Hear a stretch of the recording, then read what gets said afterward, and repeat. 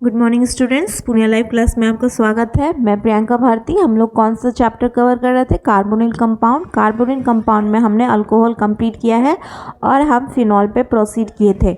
कल हमने क्या देखा था? बेसिकली हमने इम्पॉर्टेंट मीन्स फिनॉल का जो रिएक्शन है, फिनॉल क्या है, जब sp2 हाइब्रिडाइज कार्बन में OH ग्रुप लगा रहता है तो वो हमारा फिनॉल होता है। sp2 हाइब्रिडाइज कार्बन बोलने का मतलब है एरोमेटिक सिस्टम में जब हमारा हाइड्रोक्सिल ग्रुप लगा रहेगा तो वो फिनॉल हो जाएगा।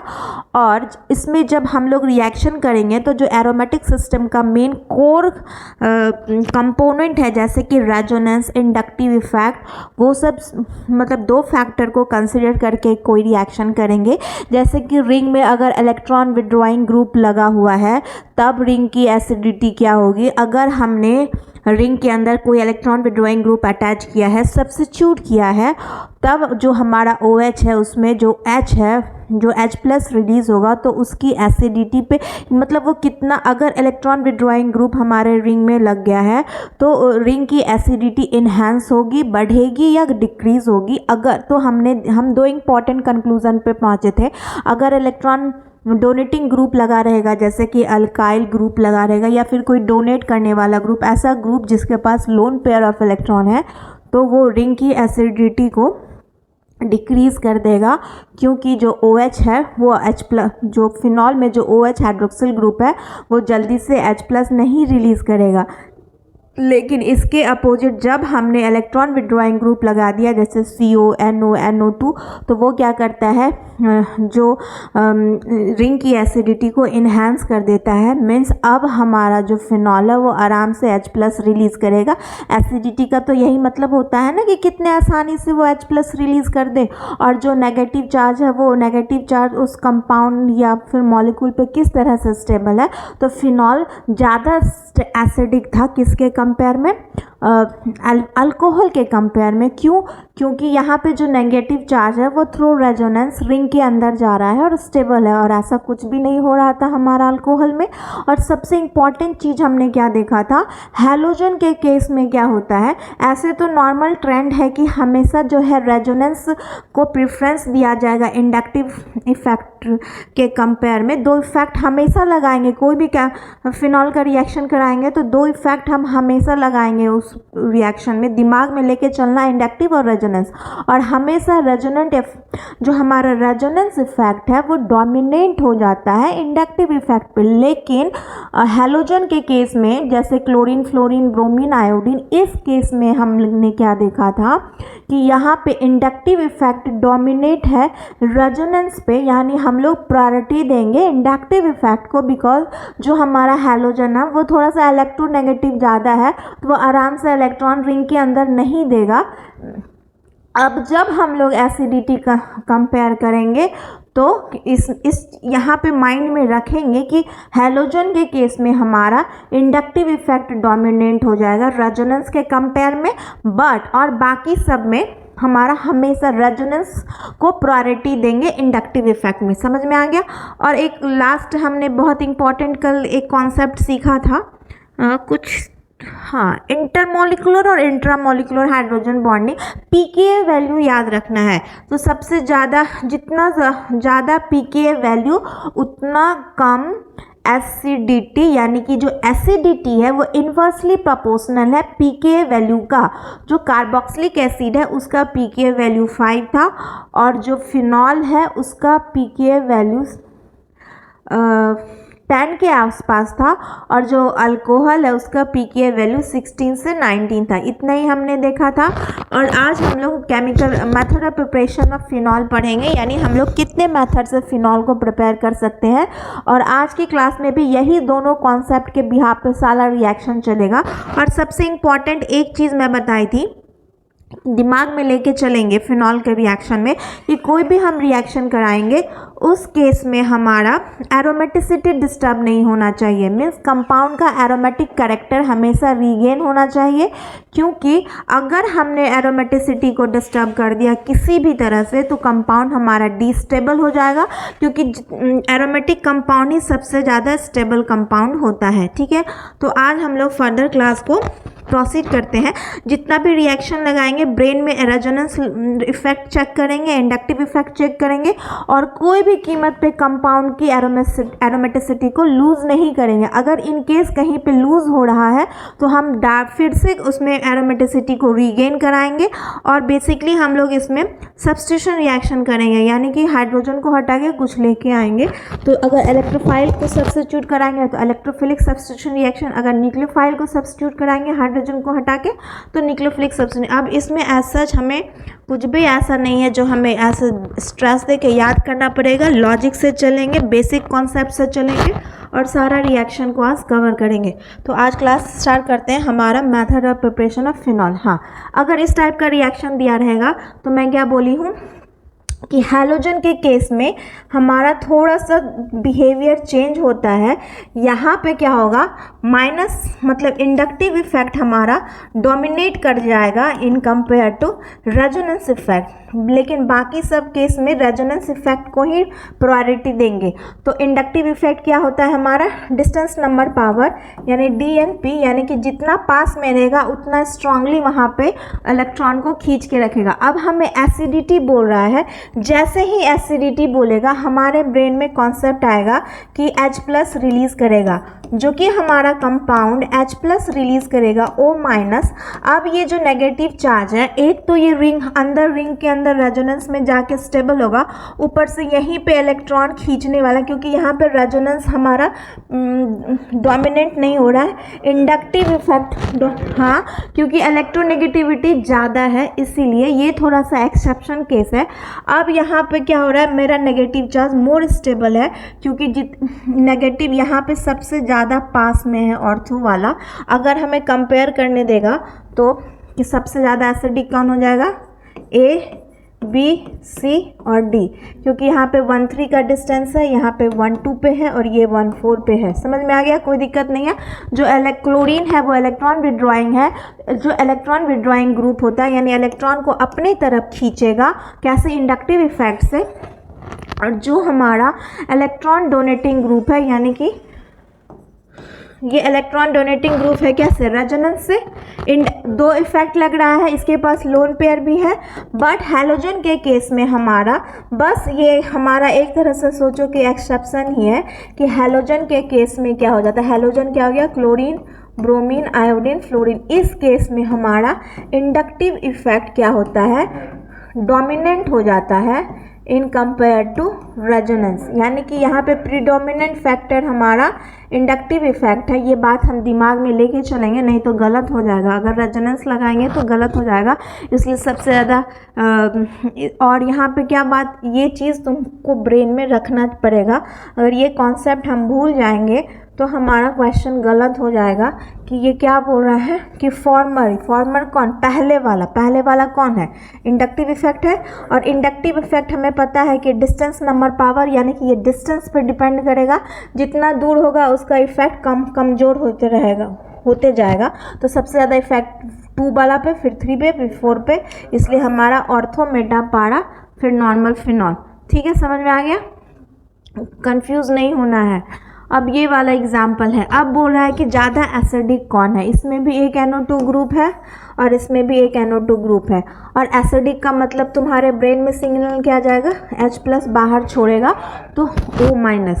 अब देखो क्या, हाँ, अब हम बोलो कि A और B हमें 2 दिया हुआ है, तो इसमें से ज़्यादा एसिडिक कौन है, B वाला ज़्यादा एसिडिक, क्योंकि नॉर्मल लगाएंगे सेंस तो। लेकिन पता है क्या, यहाँ पे क्या है ना, इतना ज़्यादा हिंड्रेंस हो रहा है हमारा, बल्कि मिथाइल 2 मिथाइल बल्कि ग्रुप अगर यहाँ पे है, नॉर्मल वाला तो हमें पता है कि B ज़्यादा एसिडिक है। कैसे तुम बोल दिए B, क्योंकि B क्यों बोले, बोलो ना। हाँ होता नहीं, इलेक्ट्रॉन डोनेट करेगा से बराबर चाहे कैसे भी हो, केस से का डोनेशन हाँ इलेक्ट्रॉन डोनेट बेंजीन रिंग में, हाँ चाहे वो ऑर्थो पे हो, ऑर्था पे हो या मेटा पे हो, हम्म। डोनेट तुम बी क्या सोच के बोले? क्या तुम्हारा ब्रेन क्या लॉजिक लगा रहा है कि ये बी ज़्यादा एसिडिक क्यों है? इंडक्टिव इफेक्ट लगा रहे हो क्या? मैं थोड़ा साइड लगा दिया, हाँ प्लस आई लगा दिए। वो मतलब जो मेरा इंटरेस्ट था वो गलत था। हाँ देखो क्या हो रहा है, ये जो इतना ज़्यादा हिंडर्ड है ना, हिंड्रेंस है, ये क्या करते, हाँ स्टेबल होगा।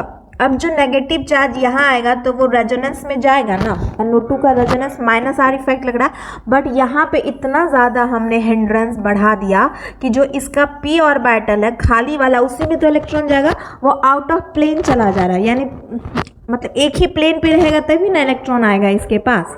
हाँ ये क्या कर रहा है, प्लेनरिटी डिस्टर्ब कर रहा है, जो वैकेंट p ऑर्बिटल है वो नीचे चला जा रहा है, क्योंकि ये दोनों बल्कि ग्रुप इसको धक्का मार रहा है।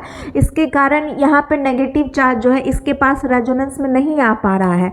लेकिन यहाँ पे हिंड्रेंस नहीं है, यहाँ पे क्या है, हाइड्रोजन है ना, हाइड्रोजन है, जिसके कारण जो हमारा जो NO2 नाइट्रो ग्रुप है वो यहाँ पे क्या है, ये वाला ऑर्बिटल और नाइट्रोजन का क्या है ऑर्बिटल प्लेन में है, प्लेन में है, यानी कि यहाँ पे है, हाँ यहाँ पे NO2 है और यहाँ पे है, तो यहाँ पे रेजोनेंस पॉसिबल है, वहाँ पर नहीं है। इसलिए पहला वाला हमारा ज़्यादा, यहाँ पे स्टेरिक हिंड्रेंस फैक्टर देखेंगे, ठीक है, स्टेरिक हिंड्रेंस देखेंगे। ये थोड़ा सा इम्पॉर्टेंट एग्जाम्पल है, इसलिए बोल रहा है कि पहला वाला ज़्यादा एसिडिक है। क्यों? क्योंकि देखो यहाँ पे क्या हो रहा है, सेकेंड वाला में रिपल्सन हो रहा है दो Me ग्रुप के बीच में, जिससे कि हमारा प्लेन चेंज हो रहा है और इसके कारण जो है रेजोनेंस नहीं हो पा रहा है, और जो नाइट्रोजन का p ऑर्बिटल है वो सेम प्लेन में नहीं है। समझ में आ गया? कोई दिक्कत नहीं है, इसीलिए पहला वाला ज़्यादा एसिडिक है। थोड़ा थोड़ा सा चेंज हो रहा है, लेकिन यही जब नोट्स बनाएंगे शॉर्ट नोट्स तो यही सब चीज़ को लिखेंगे कॉपी में, ताकि जब एग्ज़ाम देने जाएंगे तो हमारे ब्रेन में एक बार वो चीज़ आ जाए कॉन्सेप्ट, ठीक है। बाकी तो सारा, क्योंकि यहाँ पे भी हम जनरल ट्रेंड लगा देंगे, जैसे हेलोजन हमारा एक्सेप्शन में है, हर जगह प्लस मतलब रेजोनेंस प्रीडोमिनेंट होता है इंडक्टिव इफेक्ट पे, लेकिन हेलोजन के केस में इंडक्टिव इफेक्ट प्रीडोमिनेंट हो जा रहा है रेजोनेंस में, क्योंकि हेलोजन हमारा इलेक्ट्रोनेगेटिव है। और सबसे इम्पॉर्टेंट चीज़ क्या है, सबसे ज़्यादा एसिडिक होगा ये सल्फर वाला, sulphonic acid, benzene sulphonic acid, फिर बेंजोइक एसिड, फिर कार्बोनिक एसिड, फिर फिनॉल। इसका नाम क्या है, बेंजीन सल्फोनिक एसिड। तुमको रीजन एसेशन में पूछेगा इसका क्या नाम है, बेंजोइक एसिड, क्योंकि बेंजीन में एसिड है, और कार्बोनिक एसिड, और एक है फिनॉल। फिनॉल के पास एरोमेटिक रिंग होते हुए भी ये इससे कम एसिडिक है, क्योंकि यहाँ पे तीन है ना, हाँ इसीलिए, ठीक है। हर चीज़ के पीछे कॉन्सेप्ट है, कॉन्सेप्ट के बिहाफ पे चलेंगे ना तो हमें कुछ भी याद नहीं रखना।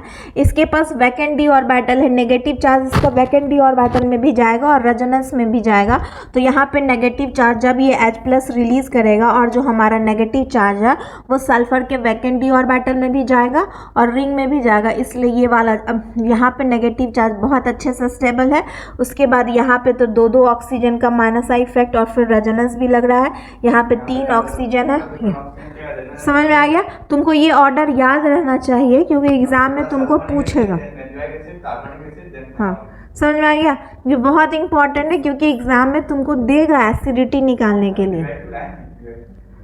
हाँ PYQ है, पहले थोड़ा सा ना मेथड पढ़ लेंगे, कितने मेथड से फिनॉल बनता है, फिर PYQ उसी मेथड से जब PYQ लगाएंगे।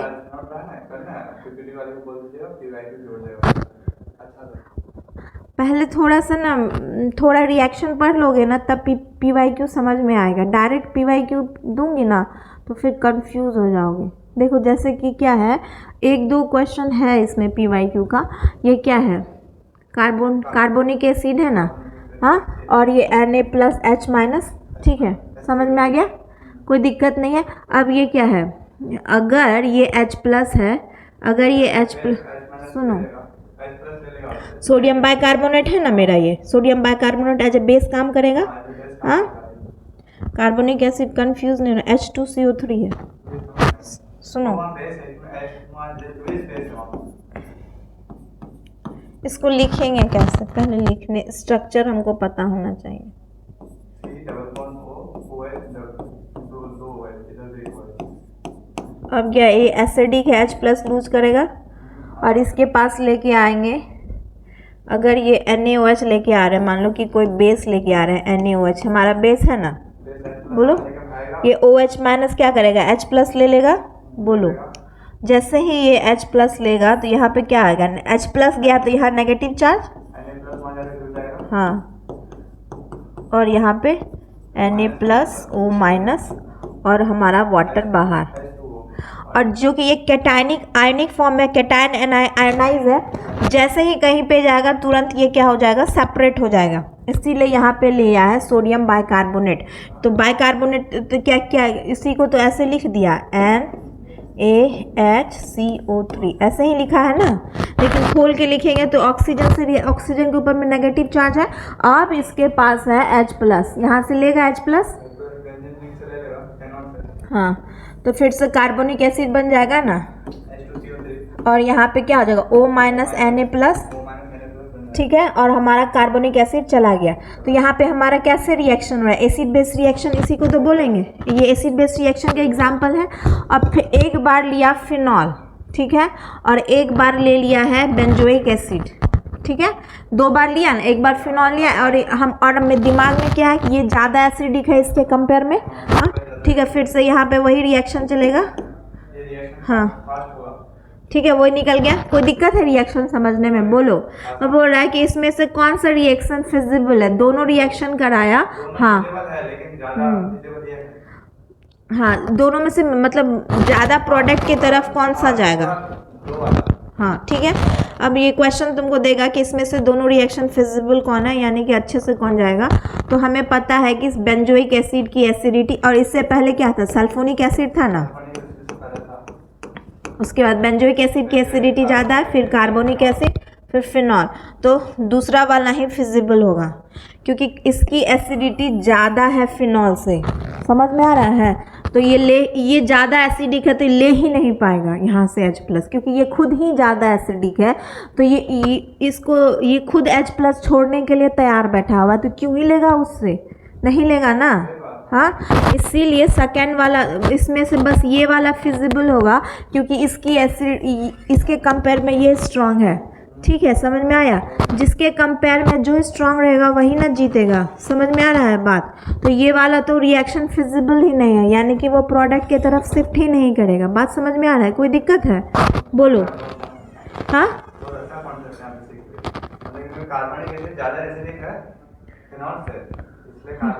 सबसे ज़्यादा एसिडिक है सल्फोनिक एसिड, फिर बेंजोइक एसिड, अब अगर तुमको ऐसा देगा तो ये रिएक्शन फिजिबल नहीं है क्योंकि ये ज़्यादा एसिडिक है कार्बोनिक एसिड, हाँ, लेकिन ये इसके कंपेयर में ज़्यादा एसिडिक है, तो ये हमारा प्रोडक्ट के तरफ शिफ्ट करेगा। ये तो खुद H प्लस देने के लिए बेचैन है, काहे ले इससे लेगा, समझ में आ गया। ये खुद ही जैसे ही रिएक्शन मिक्सचर में देंगे तुरंत H प्लस छोड़ते रहेगा। तो मुझे लग रहा है कि ये प्रोटोनेट टाइप से कुछ ऐसा हो जाएगा, यहाँ पे उसका वो प्रोडक्ट हमको मिलेगा ही नहीं, समझे। हाँ, यहाँ पे वैसा है,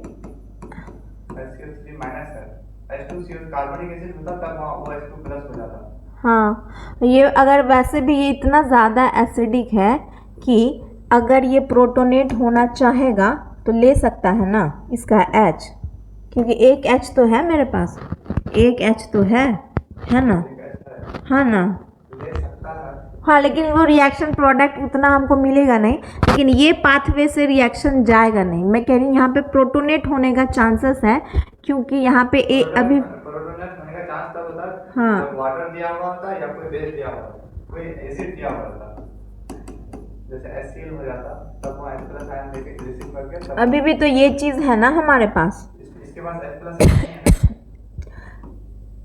ये एक दूसरा वाला H+ आयन रिलीज नहीं करेगा। मान लो कि अगर यहाँ पे नेगेटिव ये इसमें गया और ये अपना H प्लस दिया तो यहाँ पे नेगेटिव चार्ज नहीं जाएगा, क्योंकि हाँ बहुत अनस्टेबल हो जाएगा, क्योंकि कार्बन के ऊपर में कितना ही बॉन्ड बन जाएगा। देखो ना 1 2 3 4 5, ये तो पॉसिबल ही नहीं है।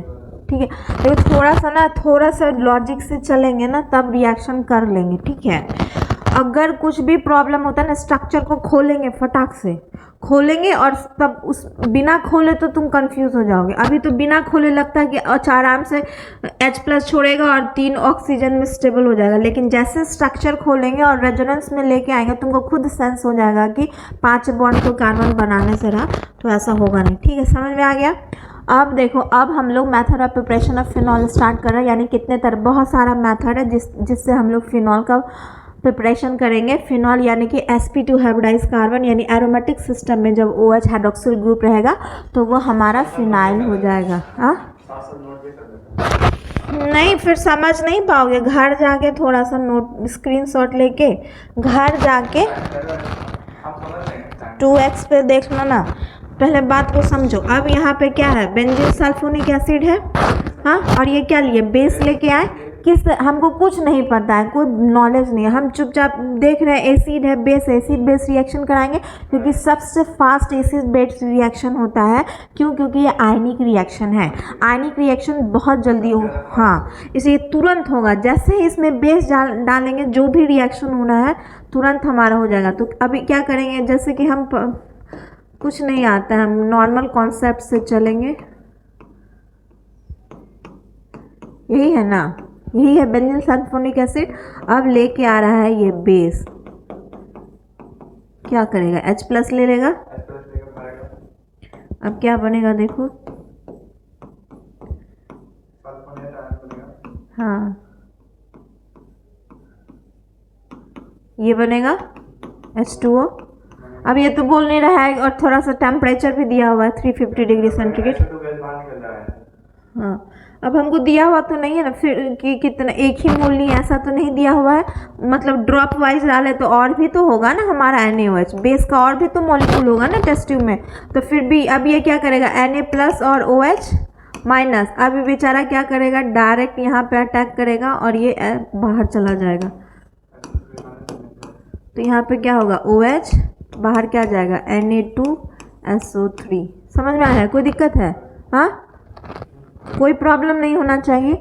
रिएक्शन समझ में आ रहा है। अब तुमको बार बार ऐसा ही रिएक्शन देगा, 1 रिंग में दे दिया, 2 रिंग में दे देगा, 3 रिंग में, तो यही काम करेंगे। कोई प्रॉब्लम है बोलो। 1 मोल लिए तो एसिड बेस रिएक्शन हुआ, ये थोड़ा, अब टेस्ट ट्यूब में हम कितना डालें तो बहुत सारा बेस होगा ना। अब बेस को कहीं प्रोटॉन ही नहीं दिख रहा है, ये क्या करेगा, डायरेक्ट न्यूक्लियोफिलिक सब्स्टिट्यूशन करेगा और इसको निकाल देगा। बोलो कोई दिक्कत है?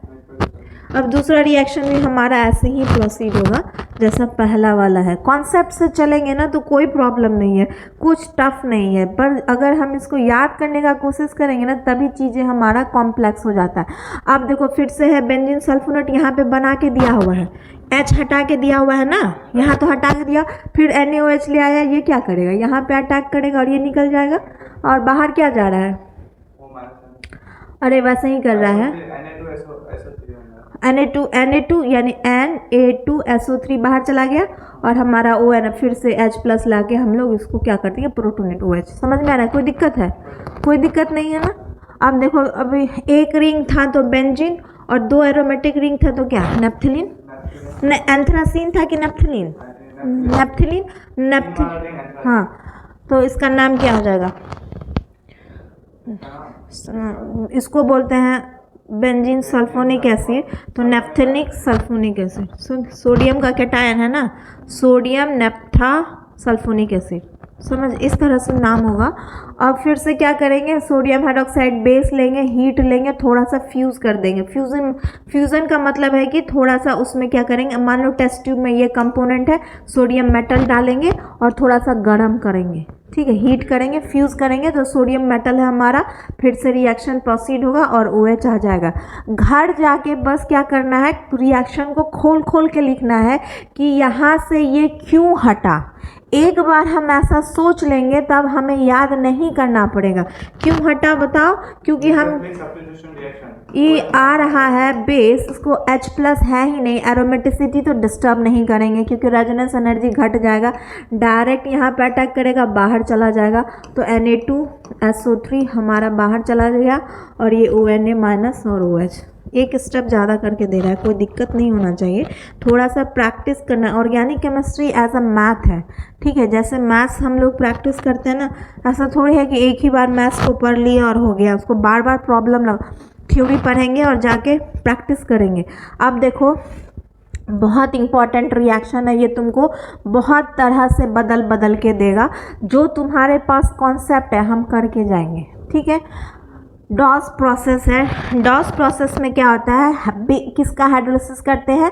Base hydrolysis of chlorobenzene. Benzene के ऊपर में क्लोरीन है तो क्लोरोबेंजीन बेस का हाइड्रोलिसिस करते हैं। बेस डालेंगे फिर हाइड्रोलाइसिस रिएक्शन है कि लास्ट में वाटर का यूज़ करते हैं, ठीक है। बेस के साथ हाइड्रोलाइसिस करते हैं, कुछ भी यही नहीं याद करना है। डॉस प्रोसेस है, बहुत इंपॉर्टेंट कॉन्सेप्ट है, पहले तुम एक बार रिएक्शन को समझो। यहाँ क्या है? हाइड्रोजन है, हाइड्रोजन है, क्या लेके आ रहे हैं? बेस। क्या करेगा? हाँ ये यहाँ जाएगा, ये चला जाएगा, बेंजाइन बन गया, रिएक्शन इंटरमीडिएट है। अब तुम ये क्या है, यहाँ ट्रिपल बॉन्ड है, sp3 हाइब्रिडाइज कार्बन है तो वो तो स्ट्रेट होगा ना, लेकिन हमने इसको मोड़ दिया है। sp3 हाइब्रिडाइज कार्बन का बॉन्ड एंगल क्या होता है? 180 डिग्री। शेप क्या होता है? लीनियर। अब हम क्या करें, लीनियर है पर इधर से बांध भी दिए, कभी बंधा रहेगा? ये खुलेगा ही खुलेगा। फिर हाइड्रोलाइसिस कर रहे हैं, हाइड्रोलाइसिस में क्या लेके आ रहे हैं? वाटर। कैसे होगा? H प्लस और OH माइनस। कहीं पे भी शिफ्ट करा क्योंकि सिमेट्रिकल है ना।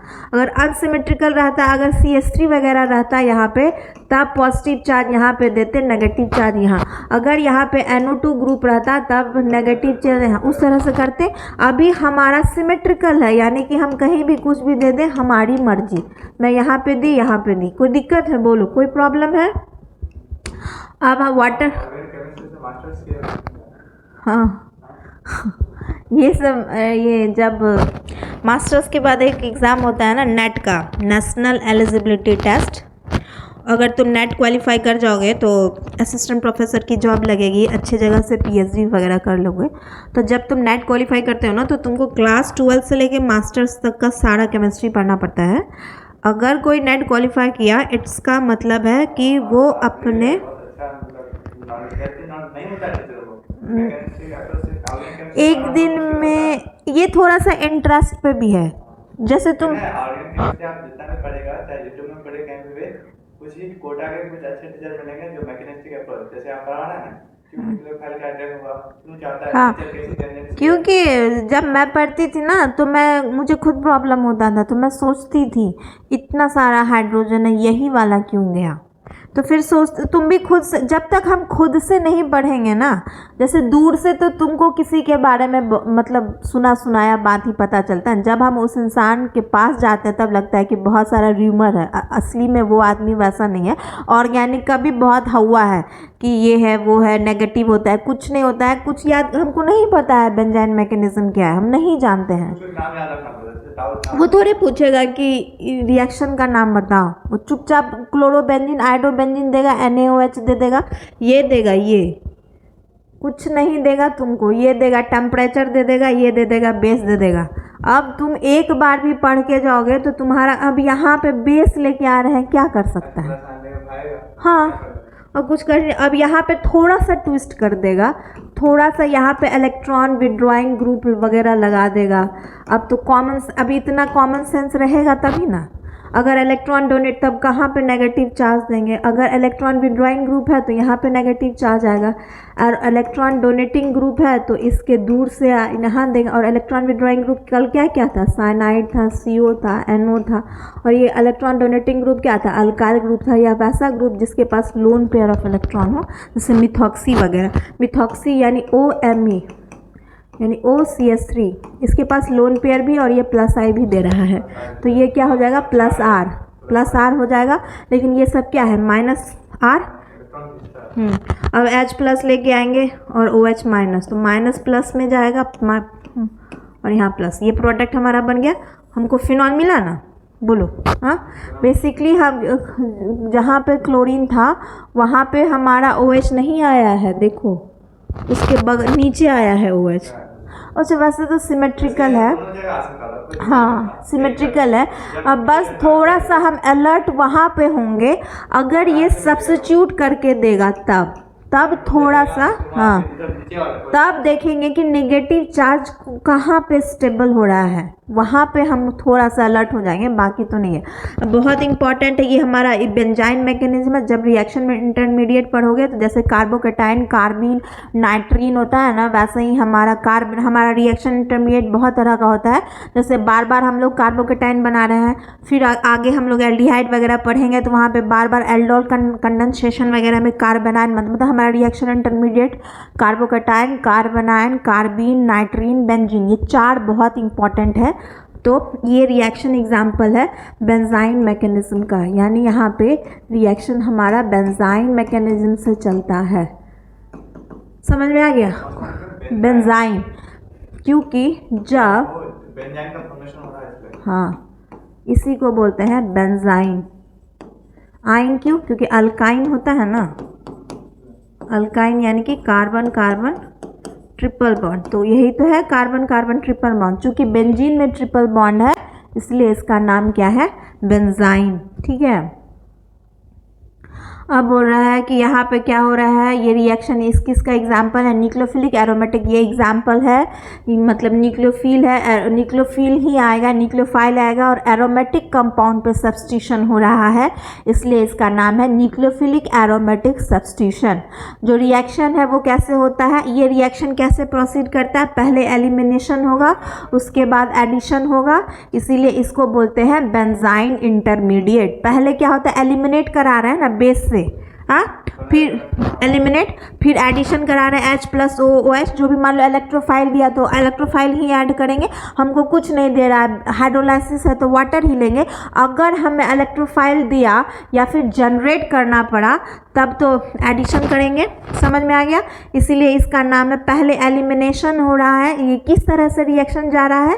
पहले एलिमिनेशन यानी पहले कुछ हटा रहे हैं, उसके बाद जोड़ रहे हैं, और ये मैकेनिज्म का नाम है बेंजाइन इंटरमीडिएट। बेंजाइन एक रिएक्शन इंटरमीडिएट है जो हमको बीच में मिल रहा है, और रिएक्शन के बीच में जब रिएक्टेंट से प्रोडक्ट की तरफ शिफ्ट करते हैं, बीच में हमारा एक इंटरमीडिएट बनता है, उसको बोलते हैं रिएक्शन इंटरमीडिएट। जैसे खाना बना रहे हैं और तीन सीटी में चावल पक जाता है हमारा, जो राइस खाते हैं हम लोग, और मान लो कि 2 सीटी में आधा कच्चा रह गया तो वो उसका इंटरमीडिएट है, और 3 सीटी में पूरा हमारा राइस वो मतलब अच्छे से बन जाएगा तो वो प्रोडक्ट। रिएक्शन के बीच में कुछ आता है तो अगर एक्टिवेशन एनर्जी, इंटरमीडिएट का एक्टिवेशन एनर्जी बहुत ज़्यादा है, यानी यहाँ पे रिएक्टेंट है और यहाँ पे क्या है? प्रोडक्ट है, और रिएक्टेंट प्रोडक्ट के पास तभी पहुँचेगा जब इतना बड़ा बैरियर को क्रॉस करेगा, यही बैरियर का नाम है एक्टिवेशन एनर्जी। ठीक है, बहुत ज़्यादा एक्टिवेशन एनर्जी है तो इसके एनर्जी ही नहीं है बेचारा रिएक्टेंट ये पहाड़ को क्रॉस कर पाए, इसीलिए कैटलिस्ट डाल देते हैं। कैटलिस्ट क्या करता है? एक्टिवेशन एनर्जी को लो कर देता है, अब फटाक से कम ही में एनर्जी में ये इस बैरियर को क्रॉस करके प्रोडक्ट में चला जाएगा। और कैटलिस्ट कभी तुमको प्रोडक्ट में नज़र नहीं आएगा, हमेशा कैटलिस्ट हमको रिएक्शन कराने में हमारी मदद करता है, वो कभी प्रोडक्ट में नज़र ही नहीं आएगा।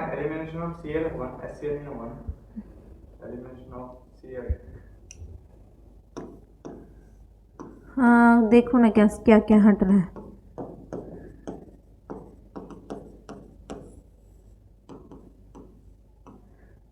हाँ Na+ और H2, NaCl बाहर जाएगा ना, NaCl बाहर जाएगा और वाटर बाहर जाएगा, है ना, क्योंकि H2O तो वाटर बन गया, यही हाइड्रोजन है ना वाटर के साथ, और ये Na+ किसको लेगा? Cl- को लेगा, तो हमारा बाहर क्या जाएगा? सोडियम क्लोराइड और वाटर।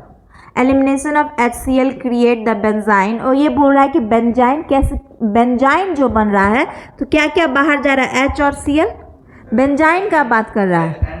हाँ हाँ हाँ ठीक है, HCl नहीं होगा, HCl। थोड़ा सा टाइपिंग मिस्टेक हो जाता, मैं भी चेक नहीं की हूँ।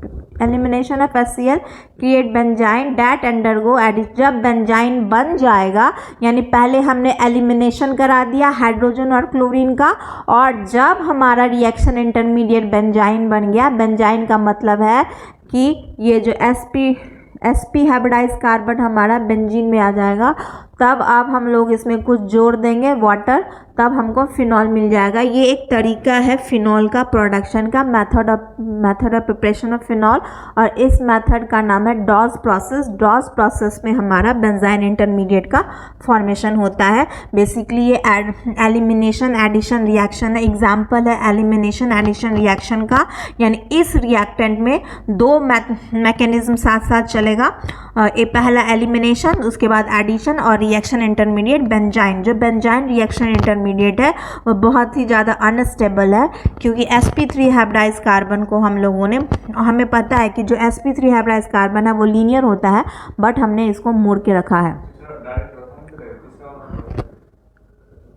हाँ, अराइल डायजोनियम सॉल्ट, कोई बात नहीं। अब अराइल क्यों? क्योंकि एरोमेटिक रिंग है, एरोमेटिक रिंग है ना ये, इसलिए aryl diazonium salt N2Cl minus को डायजोनियम सॉल्ट बोलते हैं। अब इससे फिनॉल कैसे बनाएंगे? बेंजीन या एरीन, बेंजीन को एरीन भी बोलेंगे। जो बेंजीन और एरीन डायजोनियम सॉल्ट है, जब हम लोग उसका डिस्टिलेशन कराते हैं, यानी कि ये वाला कंपोनेंट लेंगे और इसमें स्टीम से डिस्टिलेशन कराते हैं। एक डिस्टिलेशन का हमारा चैम्बर रहता है, मतलब उसमें से स्टीम पास कराते रहता है और खोलता भी रहता है। डिस्टिलेशन चैम्बर लैब में हम लोग, ये चीज़ तुमको लैब में दिखेगा।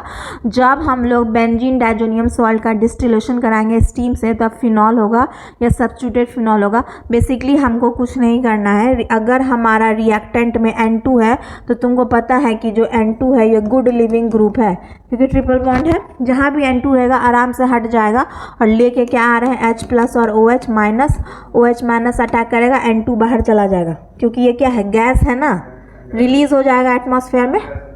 और सल्फ्यूरिक एसिड, अब बोल रहा है जो ये बनता कैसे है, अराइल डायजोनियम सॉल्ट को कन्वर्ट कर देंगे फिनॉल में। जो अराइल डायजोनियम सॉल्ट है वो फिनॉल में चला जाएगा। अगर हम लोग ये ले लेंगे H2O वाटर और H2SO4 ले लेंगे और थोड़ा सा गर्म करेंगे। गर्म करने की ज़रूरत इसलिए पड़ रहा है क्योंकि गैस रिलीज होगा तो थोड़ा सा हीट की ज़रूरत पड़ेगी। और जो अराइल डायजोनियम सॉल्ट है कैसे प्रिपेयर होगा, जब हम लोग अराइल यानी कि एरोमेटिक रिंग में एक हाइड्रोजन को हटा के NH2 डाल देंगे, इसको एनिलीन बोलते हैं। जब इसका रिएक्शन कराएंगे नाइट्रस एसिड से, HNO2, नाइट्रिक नहीं नाइट्रस HNO2, तब हमारा यहाँ पे अराइल डायजोनियम सॉल्ट का फॉर्मेशन होगा। ठीक है, यहाँ पे क्या बनेगा, N2 बन जाएगा हमारा। समझ में आ गया कैसे? अगर एनिलीन का रिएक्शन नाइट्रस एसिड से कराएंगे तब हमारा N2Cl बनेगा, मतलब इसको बोलते हैं अराइल डायजोनियम सॉल्ट, क्योंकि डायजोनियम N2, हाँ एजो ग्रुप, जैसे कि देखो बहुत सारा होता है। एजाइड ग्रुप क्या होता है, एजाइड ग्रुप ये होता है, एजाइड ग्रुप है ना, होता है ना एजाइड, हाँ इसी को N3- बोलता है। और एक हमारा अभी तुरंत ही आता है नाइट्राइड, क्या होता है नाइट्राइड, हाँ समझे। 3- क्यों है पता है तुमको? जैसे कि हमारा ये अमोनिया है NH3 है, ठीक है, हाँ NH3 है ना, जितना हाइड्रोजन जाएगा उतना नेगेटिव चार्ज, ये क्या, इसको क्या बोलेंगे, अमाइड। हाँ जो H+, मतलब ये क्या है, बाहर क्या जा रहा है, H+ जा रहा है, तो कोई नेगेटिव चार्ज वाला लेके आएंगे ना, जैसे लिथियम एल्यूमिनियम हाइड्राइड वगैरह, तो वो खुद LiAlH4 है, सुनो LiAlH4 है, वो H- देगा तो यहाँ से H+ चला जाएगा। हाँ ठीक है, इसको बोलते हैं अमाइड, इसको बोलते हैं इमाइड। फिर से H+ चला जाएगा तो कितना बनेगा, NH2-, एमीन, अमाइड, इमाइड, और इस NH2 है यहाँ पे NH, ये हो जाएगा हमारा नाइट्राइड। समझ में आ गया, कोई दिक्कत है? चलो समझ में आ गया। अब NH2 में से HNO3 तो N2 यानी ये दोनों हाइड्रोजन रिमूव हो रहा है और ये नाइट्रोजन आके यहाँ पे लग रहा है। ये कौन सा मैकेनिज्म है? एसिड बेस मैकेनिज्म से चल के। चौथा है by distillation of phenolic acid with soda lime. Distillation कर रहे हैं यानी स्टीम पास कराएंगे। सोडा लाइम क्या होता है पहले तुमको पता होना चाहिए। सोडा लाइम क्या होता है? Calcium oxide. हाँ, सोडियम हाइड्रोक्साइड के साथ कैल्शियम ऑक्साइड।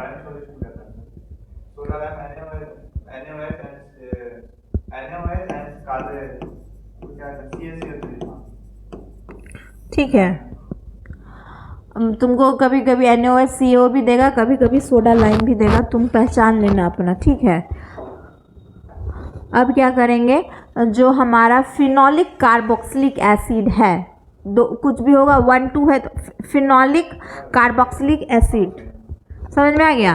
क्या नाम है? फिनोलिक कार्बोक्सिलिक एसिड, क्योंकि COH ग्रुप है और OH ग्रुप है। अब क्या बोल रहा है, अगर हाँ, ये एक एग्जाम्पल, बहुत इंपॉर्टेंट एग्जाम्पल है डी कार्बोक्सिलेशन रिएक्शन का। डी कार्बोक्सिलेशन रिएक्शन मतलब कार्बोक्सिलिक एसिड, डी मीन्स होता है डिटेक्ट, रिमूव, वहाँ से कार्बोक्सिलिक एसिड को क्या करेंगे, हटाएंगे। ठीक है, तो इसीलिए वहाँ पे हीट लिखा हुआ है, टेम्परेचर दे रहे हैं ना, तो ये तुमको कितने बार देगा? सोडा लाइम के साथ वो सोडा लाइम प्लस हीट और कार्बोक्सिलिक एसिड है, इसका मतलब है वहाँ से डी कार्बोक्सिलेशन रिएक्शन होगा। तो हम लोग क्या करेंगे, सुनो, हम लोग डी कार्बोक्सिलेशन रिएक्शन को याद करेंगे, याद कहीं पे भी ये रहेगा। और कार्बोक्सिलिक एसिड है तो कॉमन सेंस है क्या, यहाँ से डी कार्बोक्सिलेशन होगा। डी कार्बोक्सिलेशन, डी हाइड्रोजनेशन, इसका मतलब है कि वहाँ से हट जाएगा, रिमूव करेंगे। ऐसे थोड़े है कि कैसे भी हटा देंगे, तरीका है। डी मीन्स क्या होता है, रिमूव। अब लेके प्रोडक्ट लिखेंगे, रिएक्टेंट लिखेंगे और रिएजेंट लिखेंगे, और क्या कर सकते हैं, देखो 2H+ रिलीज करने वाला है, पर तुरंत कौन करेगा? जो अच्छा एसिड है, क्योंकि हम पढ़ चुके हैं। आप बेस लेके आ रहे हैं, ये बेस क्या करेगा, H+ ले लेगा। ठीक है, समझ में आ गया? बोलो, कोई दिक्कत है? कोई दिक्कत नहीं है। तो हमारा बन गया COO- Na+ और H2O।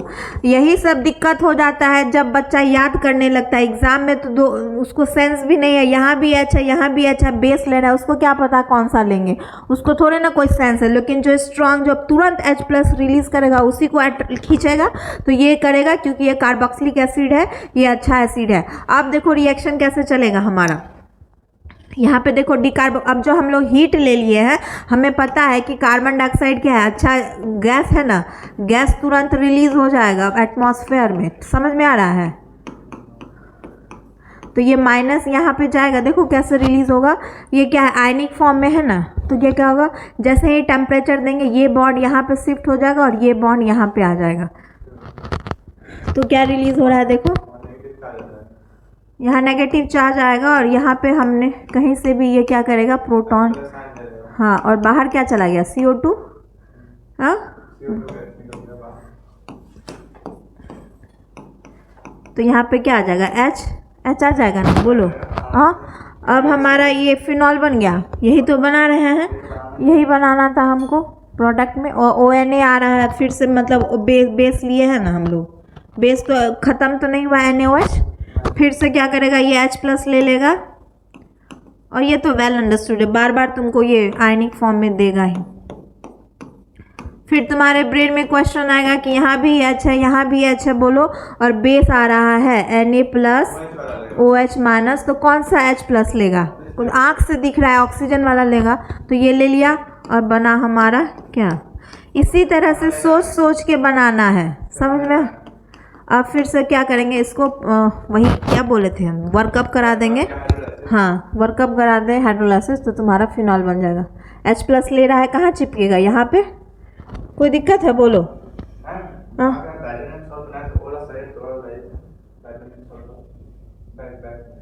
एक मिनट, N2Cl वाला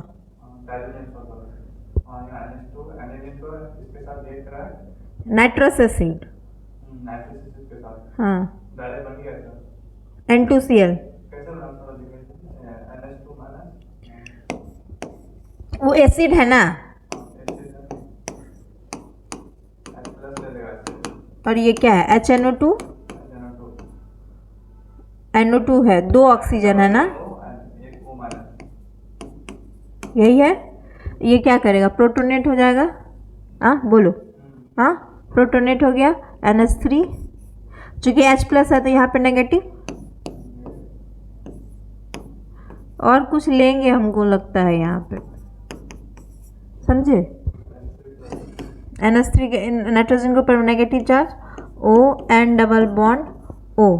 अब कैसे रिएक्शन है, यहाँ पे N2 आया है और यहाँ पे कुछ सल्फ्यूरिक एसिड तो H2O देगा, N2Cl आता है और एक रिएजेंट हम लोग लेंगे यहाँ पे, समझे, क्योंकि N2Cl है, डाइजोनियम क्लोराइड सॉल्ट, तो सल्फ्यूरिक एसिड तो H प्लस रिलीज करेगा, है ना। अब यहाँ पे अगर हम लोग यहाँ पे नाइट्रोजन मोर इलेक्ट्रोनेगेटिव है, निकल गया तो यहाँ पे नेगेटिव, ये आएगा, नाइट्रेशन हो जाएगा, NO2 ग्रुप आ जाएगा। अब बीच में एक और रिएजेंट लेंगे, मेरे को बताती हूँ, ये समझ में आया।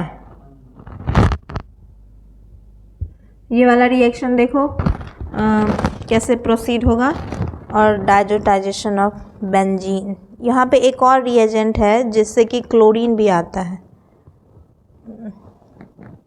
देखो कि वो रिएक्शन कैसे जाएगा। रिएक्शन का क्या नाम था, रिएक्शन का क्या नाम था, नहीं नहीं, हाँ जिसमें N2Cl आता है, नाम होगा ना कुछ भी, aryl diazonium salt, diazotization of benzene इसका नाम है, डाइएजोटाइजेशन ऑफ बेंजीन। ये रिएक्शन देखो कैसे चलेगा तुम्हारा।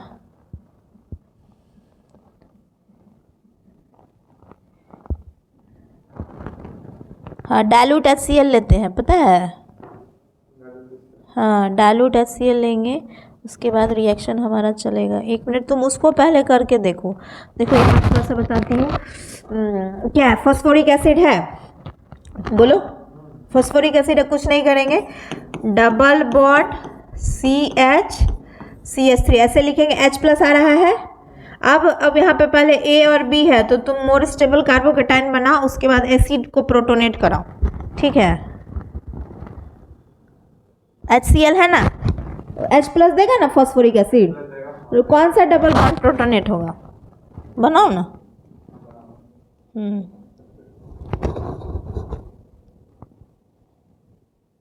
कैसे होता है डाइजोनियम सॉल्ट का reaction, HCl HNO2,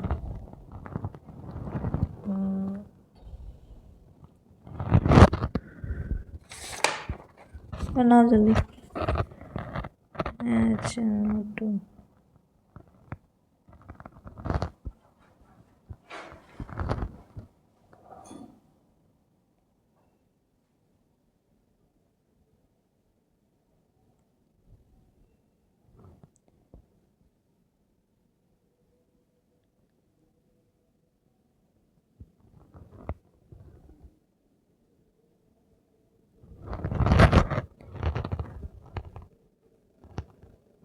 NaNO2, nitrous acid और डाइल्यूट सल्फ्यूरिक एसिड। वो थोड़ा सा लंबा है, क्या क्या ले रहे थे हम लोग, ये समझ में आ रहा है। H प्लस आएगा कहाँ पे, किधर से पाई बॉन्ड शिफ्ट करेंगे, A पे कि B पे, A पे करेंगे, तो यहाँ पे CH2 minus CH plus CH3, और ये माइनस क्या करेगा, H प्लस ले लेगा, समझ में आएगा। ये मोर स्टेबल कार्बोकेटाइन है, क्योंकि यहाँ पे प्लस आई, ये भी दे रहा है, ये भी दे रहा है।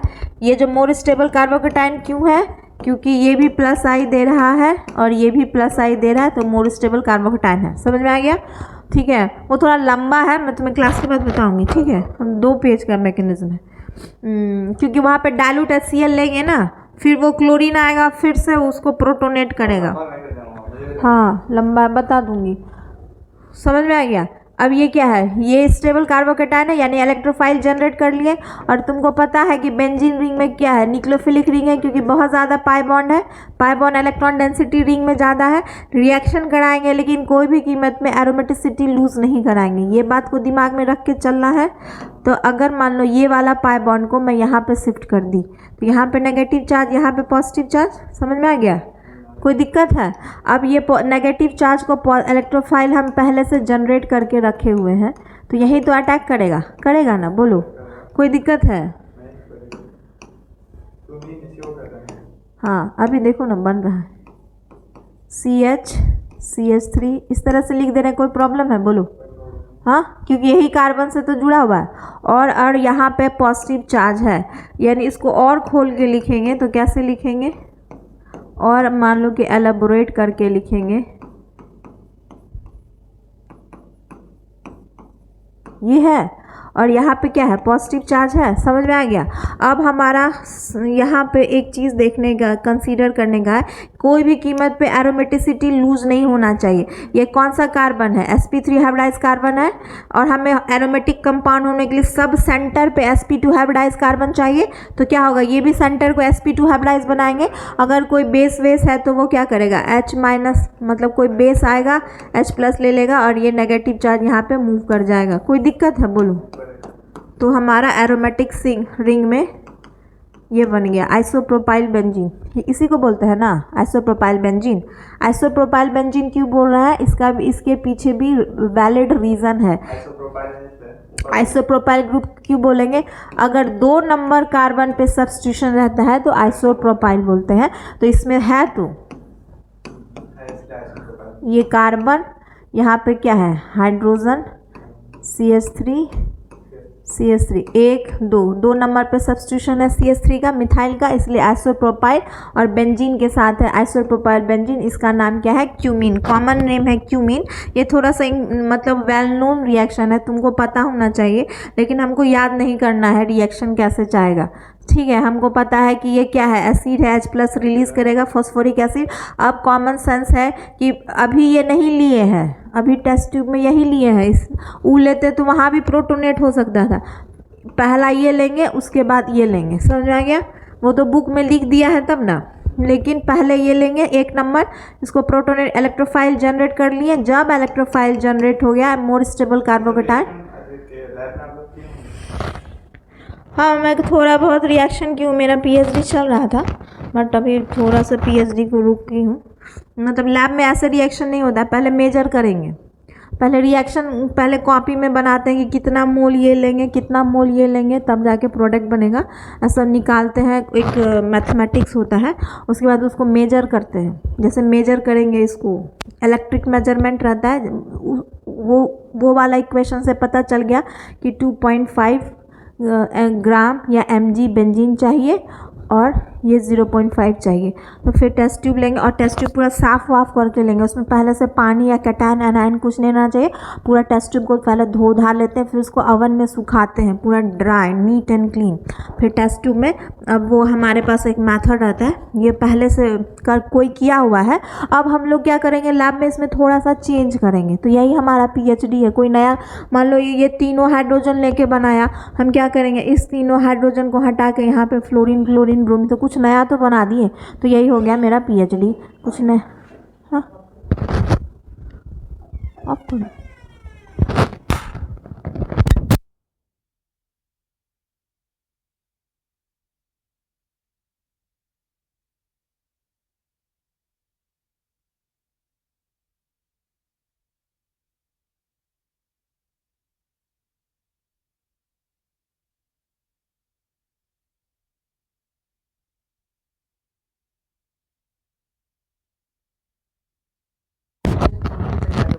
ठीक है, समझ में आ गया। इसीलिए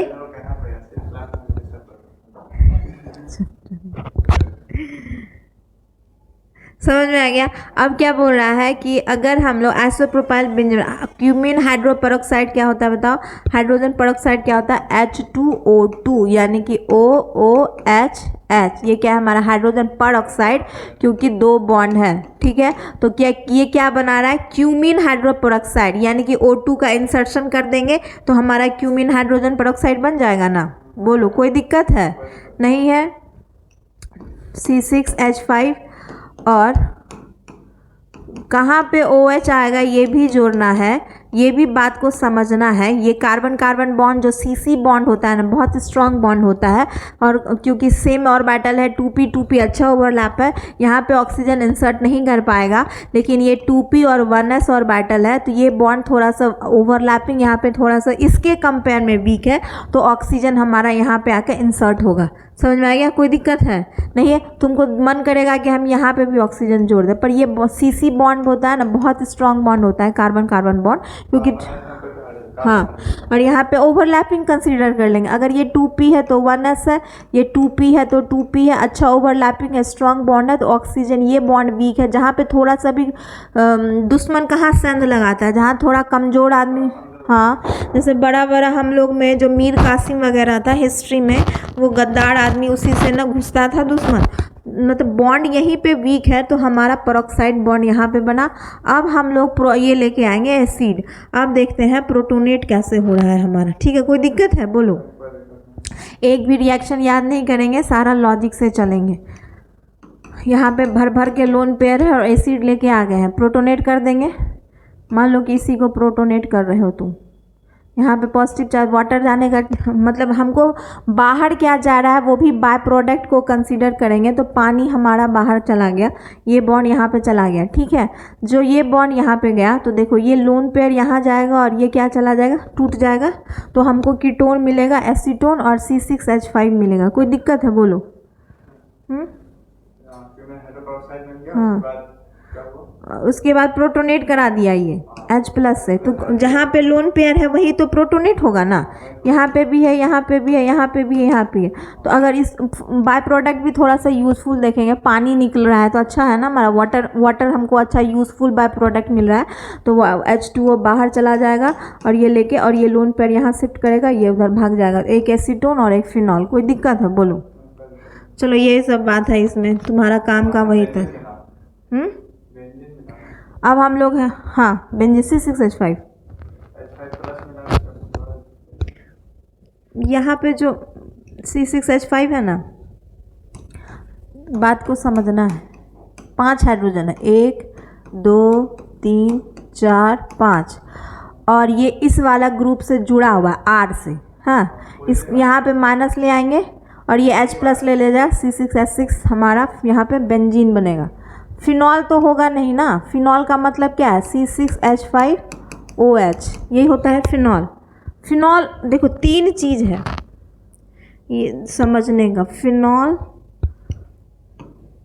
इसका फार्मूला है फिनॉल, इसका क्या नाम है, फिनॉल, इसका फार्मूला क्या हो जाएगा, C6,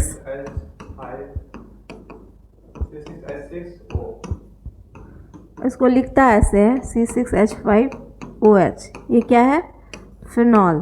कोई दिक्कत है बोलो। अब हम बोल रहे हैं फिनाइल, अब क्या बोल रहे हैं, C6H5, इसका मतलब है फिनाइल। ये कैसे लिखेंगे, ये भी बेंजीन रिंग में ही होगा, बट यहाँ पे कुछ R लगा रहेगा। OH को हटा के क्या लिख देंगे, R, यानी कि अगर कार्बन कार्बन कार्बन में यहाँ पे फिनाइल जुड़ गया तो फिनाइल। समझ में आ गया, कोई दिक्कत है। अब एक बोलेगा तुमको बेंजीन, तो कभी कभी ऐसे भी ले देगा C6H6, समझे। इसी को अराइल ग्रुप बोलता है, अराइल मतलब एरोमेटिक। कभी लिखेगा ARCL, यानी बेंजीन में हमारा क्लोरीन जुड़ा हुआ है। और कभी बोलेगा तुमको C6H5Cl, क्या मतलब है इसका, इसका ये मतलब थोड़े है, ये थोड़े है, ये तब ये इसका मतलब ये है बेंजाइल क्लोराइड। बेंजाइल क्लोराइड क्या, अच्छा ये क्या है, क्लोरोबेंजीन। अब बेंजाइल क्लोराइड बोलेगा तो क्या, बेंजाइल क्लोराइड। अब तुमको बेंजो क्लोराइड बोलेगा तो 3 होता है, बेंजल, बेंजल, बेंजो और बेंजाइल। समझ में आ रहा है? हाँ, 4 बॉन्ड बनेगा। और बेंजल में, बेंजल में क्या होगा? 3 होता है, बेंजाइल, बेंजो, बेंजल। क्या डिफरेंस है? तुमको कभी कभी बोलेगा जैसे कि बेंजाइल क्लोराइड है तुमको, और उसमें से रिएक्शन कराएगा क्लोरीन का लाइट के प्रेजेंस में, तो कैसे क्या होगा बोलो? Benzyl, benzyl.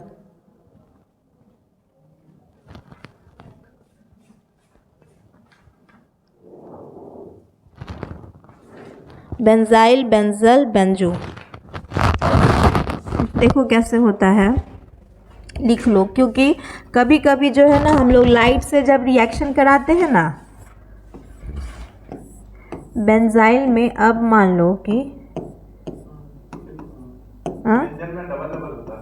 क्या ये CH3 ग्रुप है, और ये है। अब हम बोल रहे हैं इस CH2 और ये वाला भी हाइड्रोजन को हटा देंगे। मान लो कि कुछ हम यहाँ पे जोड़ दिए, तो ये हमारा हो जाएगा क्या? बेंजाइल। ये क्या हो जाएगा? बेंजाइल। समझ में आ रहा है? अब क्या करेंगे, फिर से एक हाइड्रोजन को रिमूव करेंगे, यानी कि एक सब्स्टिट्यूएंट यहाँ पे लगा दिए, ये खाली है क्या? यहाँ ये किसी से जुड़ रहा है। अब क्या करेंगे, बेंजाइल, इसको बेंजाइल बोलेंगे, यानी बेंजाइल क्लोराइड। तो आर के जगह पे क्या आ जाएगा? Cl। बेंजाइल आयोडाइड यानी बेंजाइल नाइट्रो बेंजाइल, कुछ भी बोल देंगे। आर हमारा सब्स्टिट्यूएंट है, यानी कि sp2 हाइब्रिडाइज कार्बन के बगल में जो sp3 हाइब्रिडाइज कार्बन है उसमें आर सब्स्टिट्यूएंट होना चाहिए। अब हम लोग क्या करेंगे, हाइड्रोजन को कम कर देंगे, 2 आर लगा देंगे, तो बताओ इसका नाम क्या हो जाएगा बोलो? हाँ, एक ही हाइड्रोजन होना चाहिए। बेंजाइल के बाद क्या आएगा? बेंजल। लिखो इसके नीचे बेंजल। हाँ, बेंजल में एक हाइड्रोजन होना चाहिए, ऐसे ही याद रखो, बेंजल, और एक हो जाएगा बेंजो। बेंजाइन भी बताती हूँ, एक भी हाइड्रोजन नहीं होगा, सब सब्स्टिट्यूएंट है। इसका नाम है बेंजो। अब एक लिखो बेंजाइन, एक लिखो बेंजाइन, सब याद होना चाहिए।